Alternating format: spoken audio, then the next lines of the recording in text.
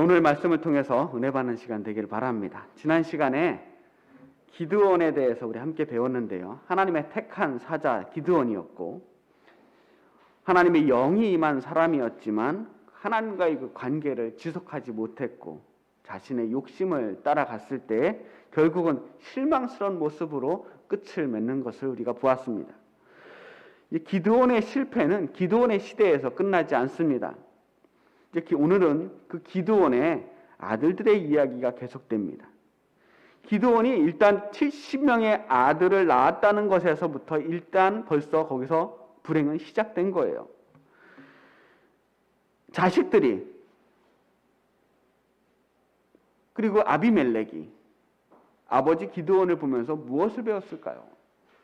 하나님의 사사, 하나님의 영이 임한 하나님의 일꾼이 이스라엘을 구원하기 위해서 보내주신 그 구원자가 아버지였단 말이에요.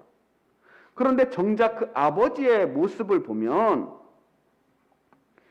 돈과 권력과 여인들을 다 가진 왕의 모습으로밖에 보이지 않았다는 거예요. 아버지 기드온은 자식들에게 믿음을 유산으로 물려주지 못하고 돈과 권력만을 물려준 셈이 된 겁니다. 모르기는 몰라도 아버지가 이제 죽고 나면 70명의 자식들이 서로 왕이 되겠다고 다툼이 일어날 것이 뻔한 일이었어요. 그런데 기드온이 이제 죽게 되거든요. 나이가 많아져서 이제 죽게 되었는데 그때 가장 빨리 움직인 사람이 그 아들 중에서 70명의 아들 중에서 아비멜렉이라고 하는 아들이었습니다. 아비멜렉은 세겜에서 얻은 첩의 낳은 아들이에요. 아비멜렉은 벌써 알고 있어요. 절대 내 차례는 오지 않겠구나. 가만히 있으면 절대 내 차례는 오지 않겠구나. 첩의 아들이니까요. 정식으로 낳은 아내에게서 낳은 아들들이 70명이나 되는데 어떻게 자기가 왕이 될 수 있겠어요? 근데 아비멜렉이 누구예요? 벌써 이름부터 나의 아버지는 왕이시다라고 하는 이름을 가진 사람입니다. 내 아버지가 왕이니 나도 왕이 좀 되어봐야겠다라고 하는 꿈을 키워나갔던 사람이었던 것 같습니다. 사실 사사라고 하는 이 직은 세습이 되는 자리가 아니거든요. 이전에 그 어떤 사사도 자식에게 사사직을 물려준 적이 없습니다. 기드온도 엄밀하게 말하면 후계자를 딱히 정해놓고 죽은 것도 아닙니다. 그런데 기드온의 아들 아비멜렉, 그 아비멜렉은 당연히 그 자리가 자식에게 물려줄 수 있는 자리라고 생각했어요. 아비멜렉뿐만 아니라 그 당시에 이스라엘 사람들이 대부분 그런 정서를 가지고 있었던 것 같습니다. 왜 그랬을까요? 기드온이 말로는 자기가 아니라고 했지만 사실상 왕으로 살았기 때문이에요. 기드온이 자신의 그 자리를 사유화했기 때문에 사사라고 하는 직함을 사유화했던 거예요. 이스라엘을 구원하라고 주신 그 사명을 사사의 자리를 사유화해서 자기의 부와 명예와 재산을 늘렸습니다. 자신의 권력을 삼은 거예요. 하나님을 이용해서 사사의 사명을 사유화했으니까 이제는 당연히 그 사유재산을 자식에게 물려주는 것이 당연하다고 믿은 겁니다. 오늘날 대형교회 목사님들이 자식에게 교회 물려주는 일들이 지극히 당연하게 생각되는 시대가 되었습니다. 유행처럼 그러는 것 같아요. 웬만큼 좀 규모가 된다 싶은 교회들이 거의 다 자식에게 혹은 사위들에게 교회를 물려주고 있더란 말이에요. 물론 그분들이 맨바닥부터 개척해서 그렇게 교회를 성장시키고 부흥시켰으니 아무에게나 그 교회를 맡겨주고 싶지는 않을 거예요. 그래서 뭔가 능력 있는 사람이 그 교회를 맡기를 바라서 자기 자식을 어렸을 때부터 열심히 가정교육도 시키고 신앙교육도 시키고 유학도 보내고 여러 경험들을 시켜서 훌륭한 목사님으로 잘 키워내서 검증된 목사님으로 만들어서 그 교회를 이어받으라고 그렇게 했을 겁니다. 결과적으로 그렇게 이어받은 대를 이어서 그 교회를 섬기는 그 큰 교회 목사님들이 사실 목회를 참 잘해요. 생각보다 훨씬 목회를 잘하시는 목사님들이 참 많습니다. 뒤에는 카리스마적인 지도력을 갖춘 그 아버지 목사님이 여전히 다 버티고 있고, 아들 목사님은 그 아버지의 뜻을 그대로 이어받아서 그 교회의 분위기가 크게 바뀌어지지 않은 채 담임 목사가 바뀌어도 혼란스럽지 않게 연착륙하면서 그 교회가 이어가니까 교인들도 사실 크게 반대하지 않습니다. 그래서 안정을 추구하는 교회들이 큰 모험을 피하고 세습을 하는 거예요. 그런데 사실 이거 솔직히 굉장히 부끄러운 일이거든요. 교회가 사유화되는 겁니다. 교회가 자기 거라고 생각하니까 그런 짓을 하는 거예요. 무슨 북한도 아니고 재벌도 아닌데 왜 세습을 합니까? 아들의 입장에서는 나도 그만한 자격을 충분히 갖추었다라고 생각할 수 있겠죠. 하지만 그런 자격 갖춘 목사님들은 대한민국에 널리고 널렸습니다. 그분이 꼭 아니더라도 그만큼의 목회를 할 수 있는 분들은 얼마든지 많아요. 말로는 자기가 하나님의 일을 한다고 하나님의 종이라고 말하면서 사실은 내가 교회를 부흥시키고 내가 이 교회를 세웠다고 내가 이 교회의 주인이라고 생각을 하니까 남 주기가 아까운 거예요. 생판 모르는 남한테 주는 게 아깝다는 생각이 드니까 자식들에게 물려주는 겁니다. 자기가 계속해서 그 교회에서 왕노릇을 하고 싶어서 그러는 거고 자식도 그 교회에서 대대로 왕노릇을 하기를 바라는 거예요. 중세 교회가 왜 무너졌는지 아십니까? 이 종교 권력자들이 수도원을 사유화했어요. 황제의 권력도 두렵지 않게 됐습니다. 성당은 갈수록 호화롭고 사치스럽게 어마어마한 건축을 해댑니다. 그런데 성도들에게는 제대로 된 복음을 전해주지 않았어요. 성경조차 자신만이 알아들을 수 있는 라틴어로 성경을 읽어대며 아무도 모르는 이야기들을 혼자 떠들어댔지 복음을 전해주지 않았어요. 그래서 무너진 겁니다. 기드온의 대를 이은 아비멜렉 역시 지금 그런 멸망의 길로 가고 있는 겁니다. 아비멜렉은 아버지 기드온이 죽자마자 어디로 가냐면 세겜으로 가요. 외갓집이죠. 이방인의 첩의 자식인 자기가 이제 지금 상황에서 기댈 수 있는 곳은 외갓집밖에 없어요. 거기서 세겜 사람들에게 호소를 하는 겁니다. 지금 여룻바알의 아들 70명이 있는데 그 70명이 모두 다 자기가 왕이 되겠다고 이 나라를 다스리면 얼마나 힘들겠습니까? 그것보다는 차라리 내가 혼자 이 땅을 다스리는 것이 훨씬 낫지 않겠습니까? 그래서 제가 이 세겜 사람의 피가 반쯤은 섞여 있는 사람이니까 당신들에게 훨씬 유리할 것 아닙니까? 우리가 남입니까? 지역 감정에 호소를 해요.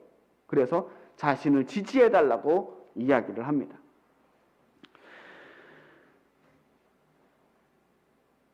내가 세겜의 혈통이 섞여 있는 내가 이스라엘의 왕이 되면 누구도 이제는 이 세겜 사람들을 이방인이라고 무시하지 않게 될 겁니다. 그러니 내 뒤를 좀 봐주십시오 하는 거예요.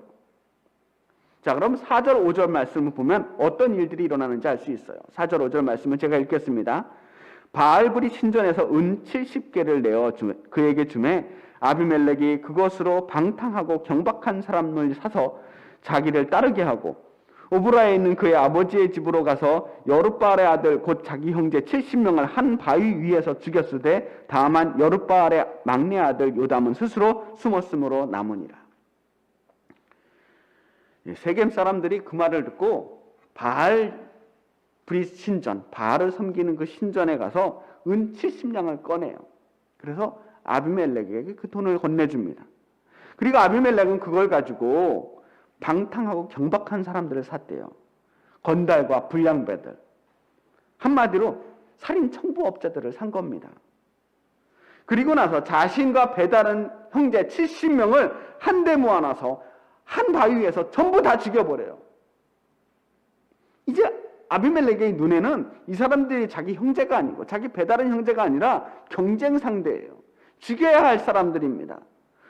그 사람들이 다 죽어야 자기가 왕이 되니까. 이때 모든 형제들이 다 죽었는데 겨우 한 사람, 마지막 막내 아들 요담만이 겨우 숨어서 목숨을 건집니다. 이렇게 형제들을 몰살시키고 나서 아비멜렉은 왕이 됩니다. 6절 말씀 볼게요. 세겜의 모든 사람과 밀로 모든 족속이 모여서 세겜에 있는 상수리 나무 기둥 곁에서 아비멜렉을 왕으로 삼으니라. 이 아비멜렉이 사실상 구약에서 최초로 왕이 된 사람이에요. 사울이 첫 번째 왕이 아니라 아비멜렉이 첫 번째 왕이에요. 물론 12지파의 모든 지파들의 지지를 받고 공식적으로 선출된 왕이 아니고 세겜과 그 주변 지역에 조금의 지지를 받고 세워진 왕이긴 하지만 처음으로 왕이라는 이름으로 불려졌던 사람이 아비멜렉이에요. 그리고 아비멜렉이 왕이 되었을 때 한 사람이 나타납니다. 요담이라는 사람이에요. 아까 그 도망갔던 막내 아들. 자기 형제들을 전부 죽였던 그 아비멜렉이 왕이 됐다는 소리를 듣고 요담은 도저히 가만히 있을 수가 없었어요. 그래서 산 위에 올라가서 사람들에게 소리를 칩니다. 그때 했던 그 연설이 뭐냐면 요담의 아주 유명한 나무의 비유 이야기입니다. 요담은 선지자가 아니니까 설교라고 하기엔 뭐하고 보통은 요담의 저주라고 부르고 있습니다. 이 요담의 저주를 좀 요약하면 이런 이야기예요. 어느 날 나무들이 왕을 세우려고 하는데 먼저 감람나무와 무화과나무와 포도나무를 찾아갑니다. 왕이 되어달라고 부탁을 하는데 이들 나무는 하나같이 다들 거절을 해요. 나 왕이 될 수 없다. 왜냐? 감람나무는 올리브나무죠. 풍성한 기름을 내는 그 자기의 사명이 있으니 그 일을 마다하고 내가 어떻게 왕이 되겠습니까? 무화과나무 역시 달고 맛있는 과일을 내야 되는데 내 사명을 놔두고 어떻게 내가 왕이 되겠습니까? 포도나무도 내 달콤한 열매와 포도주를 내는 일을 내가 놔두고 어떻게 왕이 되겠습니까? 내가 맡은 사명을 감당하겠습니다 하며 다 거절을 해요. 그래서 이번에는 가시나무에게 가서 내가 우리 위에 왕이 되어달라고 이야기를 했을 때 가시나무는 기다렸다는 듯이 내가 왕이 될 테니 너희들은 내 그늘 밑에 숨어라. 그렇지 않으면 불이 가시나무에게서 나와서 레바논의 백향목처럼 불살라 버릴 것이다. 가시나무가 무슨 그늘을 만들 수 있겠어요? 가시나무는 그늘이 없어요. 덩쿨이에요. 광야에 있는 가시나무들은 그냥 그야말로 가시밖에 없는 존재들입니다. 그런데 자기에게 와서 숨으라는 거예요. 더군다나 이 명령을 어기면 가시나무와는 비교도 할 수 없는 이 백향목을, 그 당시에 가장 좋은 목재였던 백향목을 불살라버리겠다고 협박을 합니다. 이 나무의 비유 이야기는 당연히 아비멜렉에 대한 비유예요. 아비멜렉, 당신은 가시나무 같은 존재야. 중세 랍비 라시라고 하는 사람은 이 네 그루의 나무 비유를 아주 재밌게 해석을 했습니다. 먼저 감람나무는 첫 번째 사사 운니엘을 가리킨다는 거예요. 예레미야서 11장 16절에 보면 예레미야가 유다 지파를 가리켜서 좋은 열매 맺는 아름다운 푸른 감람나무다라고 말을 했는데 이 첫 번째 사사가 유다 지파 출신이거든요. 그래서 운니엘을 상징한다는 거예요. 무화과나무는 누구일까? 무화과나무는 말리면 아주 달콤하잖아요. 그래서 옛날에는 이 무화과나무를 설탕 대용으로 사용했다고 합니다. 달콤한 무화과나무. 누가 떠올라요? 꿀벌이라고 하는 이름을 가진 사람이 있었어요. 예, 드보라입니다. 드보라는 무화과나무를 상징한다는 거예요. 포도나무는 기드온이죠. 창세기 49장에 보면 야곱이 12아들들을 놓고서 기도하는 장면이 나오는데 그때 22절을 보면 요셉에 대해서 이야기를 하거든요. 요셉은 풍성한 가지, 샘 곁의 무성한 가지라 그 가지가 담을 넘었도다. 이 풍성한 가지가 포도나무 가지를 의미한다는 거예요. 그래서 요셉의 아들이 에브라임과 므낫세가 있는데 기드온은 므낫세 지파 출신이기 때문에 기드온은 포도나무를 상징한다. 이렇게 예전에 지나갔던 사사들을 쭉 비교하면서 하나님이 세웠던 많은 사사들이 있었는데 그들 중에 누구도 왕이 되려고 하지 않았다는 거예요. 다 자신의 사명을 감당하기에 차마 왕이 되려고 하는 생각을 하지 않았는데 그들은 너보다 훨씬 능력도 많았고 대단한 공로도 있었지만 자기를 왕으로 세울 생각을 하지 않았건만 그것보다도 훨씬 못한 당신은 왜 왕이 되려고 하느냐. 심지어 기드온마저도 자신을 대놓고 내가 왕이라고 말한 적이 없는데 어찌 당신은 아무 공로도 없으면서 스스로 왕이 되려고 하느냐 하는 거예요. 요담은 이제 형제들을 다 죽이고 스스로 왕이 된 아비멜렉을 향해서 목숨을 걸고 외치는 겁니다. 이 가시나무 같은 아비멜렉아, 내가 스스로 왕이 되어서 이 백향목과 같은 이 이스라엘을 불살라버리려고 하는구나.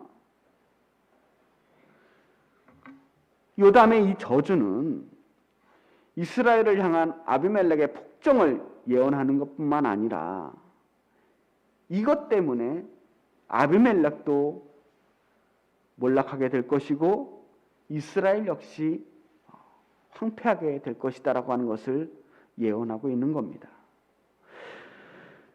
자, 요담이 이후에 아비멜렉과 좀 더 정면으로 부딪혀서 자신의 세력을 모아서 아비멜렉과 싸워서 아비멜렉을 몰아냈다면 좀 더 멋진 그림이 나왔을 것 같은데 요담은 이 말을 마친 후에 다시 숨어요. 부엘이라고 하는 곳에 숨어 도망치는데 그 이후로 성경에 더 이상 등장하지 않습니다. 역사 속에서 완전히 사라져버려요. 그리고 아비멜렉은 아무 일 없었다는 듯이 왕이 되어서 이스라엘을 다스리는데 이스라엘을 다스린 지 한 3년쯤 되었을 때 새로운 인물이 등장합니다. 세겜 사람이에요. 어느 날 가일이라고 하는 사람이 세겜 사람들 앞에서 말합니다. 왜 우리 세겜 사람이 저 이스라엘 사람을 섬겨야 하는가? 왜 아비멜렉을 섬겨야 하는가? 아비멜렉은 세겜 사람이라고 이야기하지만 반만 세겜 사람 아니냐? 나는 100% 세겜 사람이니까 아비멜렉보다 나를 믿고 따르면 훨씬 더 낫지 않겠느냐 하는 겁니다.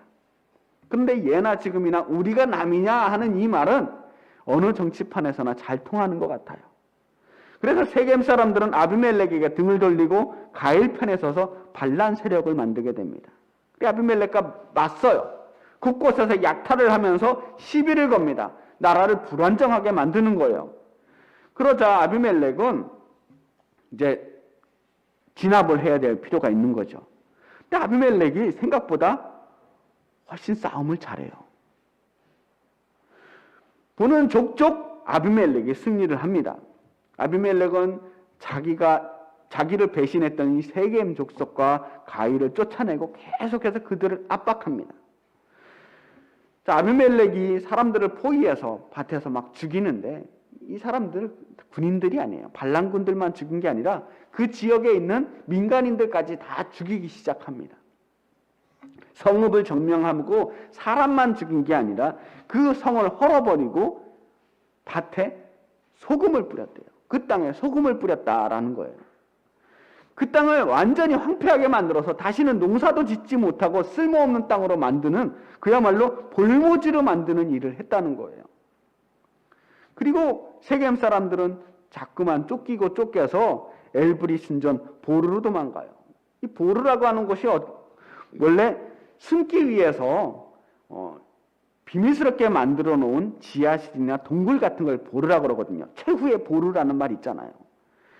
이 세겜 사람들이 신전 밑에 있는 어떤 비밀 장소에 비밀 동굴 같은 곳에 숨어 있었는데 그걸 알아차린 아비멜렉이 그 보르 위에다가 나무를 쌓아놓고 불을 지릅니다. 그리고 거기서 전부 다 학살을 해요. 그때 죽은 사람만 남자와 여자가 1000명이나 된답니다. 아비멜렉은 자기가 왕이지만 백성들을 보호할 생각이 전혀 없어요. 자기에게 맞서는 사람이면 누구든지 다 죽여야 된다는 생각을 가지고 있습니다.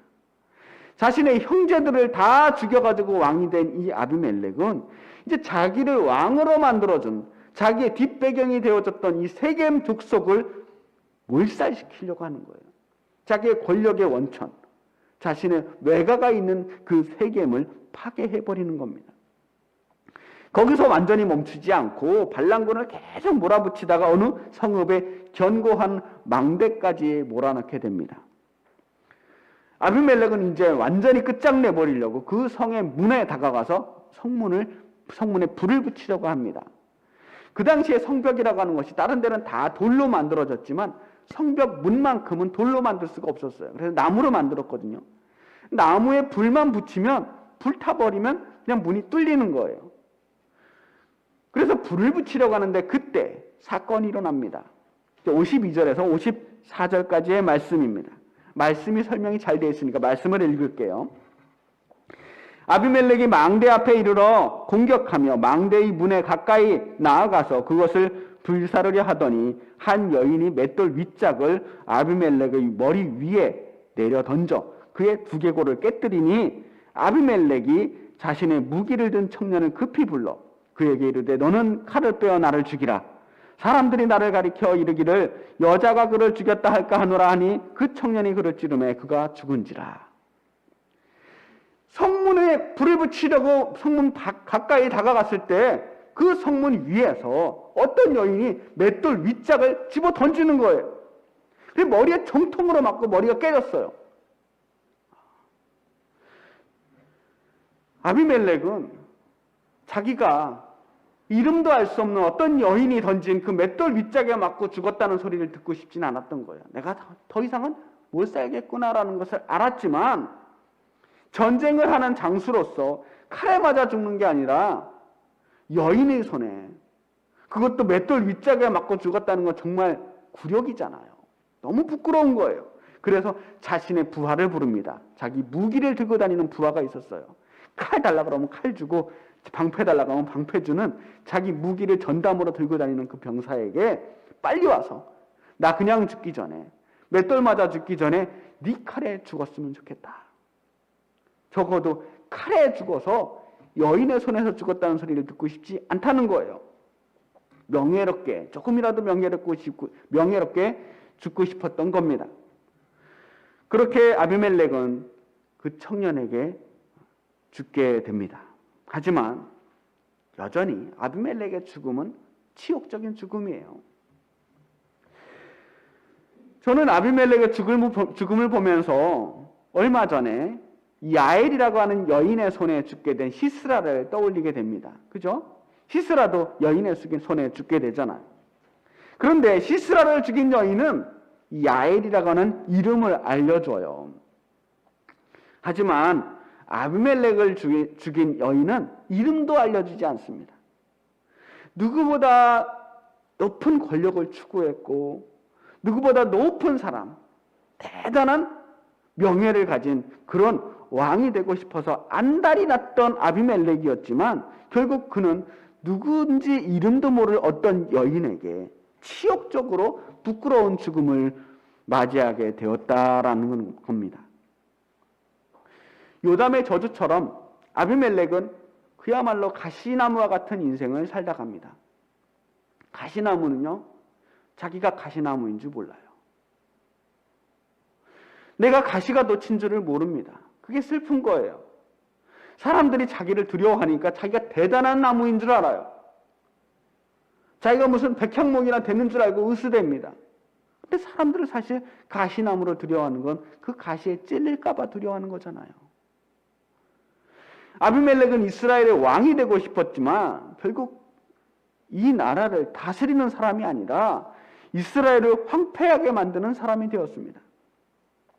자신을 떠받들던, 자신을 왕으로 만들었던 세겜 사람들은 어느 순간 돌아서서 다시 자신을 찌르며 배신하고 공격합니다. 아비멜렉은 수없이 많은 사람을 찌르고 또한 찔리면서 그 가시나무 숲속을 살다 가는 거예요. 성경은 이 장면을 보면서 요담의 저주가 아비멜렉에게 응했다라고 하는 표현을 쓰고 있습니다. 아비멜렉이 죽자 이스라엘 사람들은 다시 평화를 찾고 전쟁을 멈추고 자기의 처소로, 자기의 집으로 돌아갑니다. 가시나무가 사라져야 평화가 오는 거예요.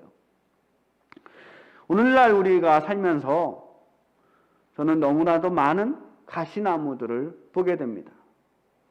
요즘 텔레비 뉴스에 대권 주자들이 참 많이 나와요. 저마다 이 나라를 내가 아니면 누가 다스리겠냐고, 내가 이 나라를 대단한 나라로 만들겠다고 주장하면서 대통령의 꿈을 꾸고 나옵니다.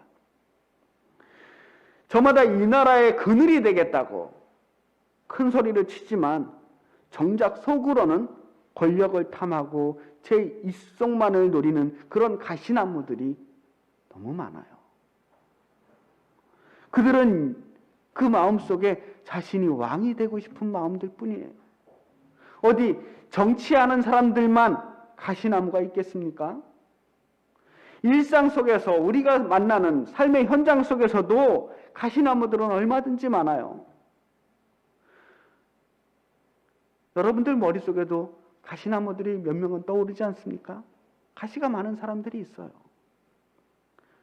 사실 멀리 갈 것도 없이 우리 모두가 조금씩은 가시들을 품고 살아가고 있어요. 불안정한 시대, 특별히 이 코로나라는 이 오랜 기간의 고통을 통해서 사람들은 점점 더 예민해지고 스트레스가 쌓여가면서 자꾸만 주변 사람들을 뜻하지 않게 공격하게 됩니다. 자기를 보호하기 위해서 사람들을 찌르는데 그것이 또 나중에는 다시 가시가 되어서 나에게 돌아와요. 다시 우리를 공격하는 가시가 됩니다. 사람들 너무 예민하거든요. 쉽게 상처를 주고 쉽게 상처받는 시대입니다. 가시나무들끼리 사는 세상은 결국 가시밭이에요. 모두가 상처받는 세상이 됩니다. 황폐한 땅이 되는 겁니다. 가시나무와 같은 아비멜렉을 보면서 저는 그와 반대이신 예수 그리스도를 바라보게 됩니다. 왕이 아니었던 아비멜렉은 스스로 왕이 되려고 애썼지만 사람들을 찌르는 가시나무가 되어버렸어요. 하지만 예수님께서는 온 유대의 왕으로, 아니 온 세상의 왕으로 오셨지만 누구도 찌르지 않았습니다. 오히려 스스로 가시관을 쓰시고 수없이 상처받고 찔리시고 아파하시면서 우리가 져야 할 그 십자가를 대신 지신 분이 예수 그리스도예요. 그가 찔림은 우리의 허물을 인하며 그가 상함은 우리의 죄악을 인함이라. 오히려 우리 때문에 찔리고 우리 때문에 상처받으신 분이 예수님이에요. 그러나 찌른다고 같이 찌르지 않고 아프게 한다고 맞서시지 않으시며 그 모든 고통을 스스로 묵묵히 감내하셨던 분이 예수님이십니다. 내가 당한 만큼 갚아주고 내가 힘든 만큼 다른 사람들에게 그 감정을 배설하지 않는 모습을 통해서 오늘날 이 가시가 많은 세상에서 우리가 어떻게 살아가야 할지를 배우게 되는 거예요. 가시도 친 사람이 참 많은 세상에서 우리 예수님처럼 살아가야 되지 않겠습니까? 누군가는 찌른다고 같이 찌르지 않고 견뎌내는 사람들이 필요하지 않겠습니까?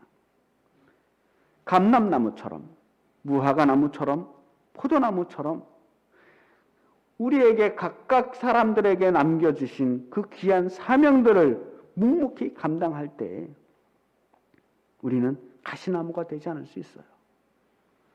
겸손과 온유와 믿음으로 묵묵히 자신의 사명과 그리스도의 향기를 드러내는 그 믿음의 성도가 되어야 하지 않겠습니까? 오늘 다시 가시밭길로 돌아가야 할 여러분들에게 하나님께서 나를 따르라고, 나처럼 가시관을 쓰라고 묵묵히 말씀하시는 하나님의 음성을 들을 수 있기를 바랍니다. 기도하겠습니다.